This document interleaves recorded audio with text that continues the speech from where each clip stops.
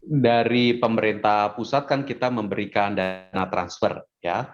Nah, dana transfer yang diberikan oleh pemerintah pusat itu kita harapkan masuk ke dalam APBD, lalu oleh APBD dibelanjakan. Nah, belanja APBD kita harapkan juga bisa meningkat supaya bisa membantu masyarakat. Nah, jadi APBN belanja untuk masyarakat, lalu APBD juga belanja untuk masyarakat. Nah, ini yang kita dorong terus. Jadi, di tahun 2021 yang lalu ya, Monica, itu sejak pertengahan tahun kita dorong belanja. Nah, tapi kita tahu waktu sekitar pertengahan tahun kita kena varian Delta. Ya, kita kena varian Delta. Nah, ketika kita kena varian Delta itu, maka belanja prioritasnya adalah kesehatan, menjaga masyarakat, melakukan pemantauan, mendorong vaksinasi dipercepat, menjaga masyarakat supaya tidak bergerombol, tidak berkerumun. Ini dilakukan dengan luar biasa baik oleh APBD maupun APBN. Nah, dari mana sumbernya? Nah, dari sejak awal tahun 2021, pemerintah itu sudah menyampaikan kepada seluruh pemerintah daerah, 8% dari dana transfer untuk pemerintah daerah yang berasal dari DAU dan DBH maupun dana insentif daerah agar disiapsiagakan untuk penanganan kesehatan. 8%. Nah, ini supaya pemerintah daerah itu tidak ada keraguan menggunakan APBD dan dana desa untuk penanganan kesehatan dan penanganan COVID. Nah, ketika itu sudah dilakukan oleh pemerintah pusat, sudah diumumkan dari sejak awal tahun 2021. Ketika kita terkena varian Delta di sekitar pertengahan tahun, maka pemerintah daerah yang memang daerahnya terkena varian Delta cukup serius, menggunakan hal ini, menggunakan dana-dana tersebut, menggunakan alokasi yang berasal dari 8% tersebut. Namun, kita tahu juga bahwa tidak semua daerah penularan COVID-nya sama. Ada daerah yang penularan COVID-nya itu tinggi, maka punya alokasi untuk kesehatan, kita minta dipakai. Tapi ada juga daerah yang kena COVID-nya itu ya nggak terlalu tinggi, sedang kena juga, tetapi tidak setinggi yang terutama di Jawa dan Bali.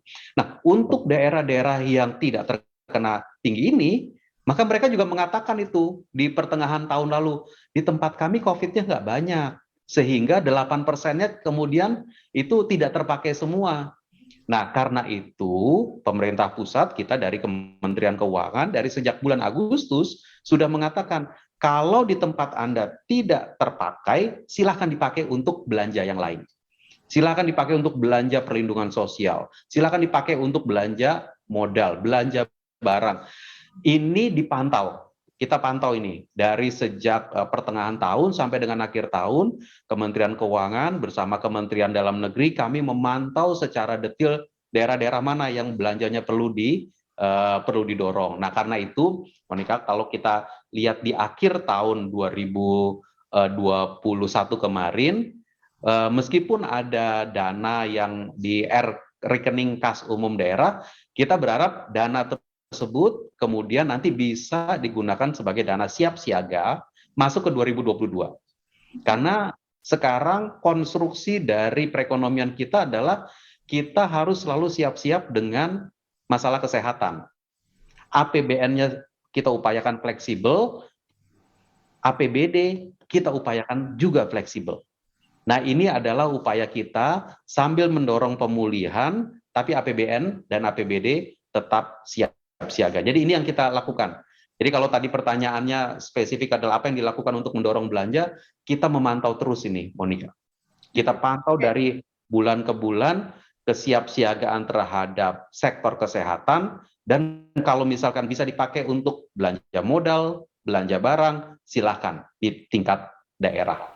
Demikian. Terus dilakukan pemantauan begitu ya Pak Swasil, tapi Pak Swasil apakah ada sanksi atau denda bagi Pemda yang gemar sekali untuk mengendapkan uang di perbankan? Sebenarnya ya, kalau misalkan uang itu mengendap di perbankan terlalu banyak, itu yang rugi masyarakat. ya toh, harusnya sudah bisa dibelanjakan untuk kegiatan pembangunan, harusnya bisa dibelanjakan untuk belanja barang, harusnya bisa dipakai untuk belanja modal. Kalau kondisi ekonominya memungkinkan, ya bangun jalan, bangun jembatan, bangun macam-macam. Itu ya kita minta segera digunakan. Nah, tapi penggunaan itu kan juga ada tata kelolanya. Ada lelang, ada kegiatan-kegiatan pengadaan yang juga harus dilakukan. Jadi ini yang akan kita dorong seawal mungkin di tahun 2022 ini. Kita nggak bicara mengenai sanksi, tetapi kita terus memantau dan kita mendorong dan ya kita akan umumkan terus.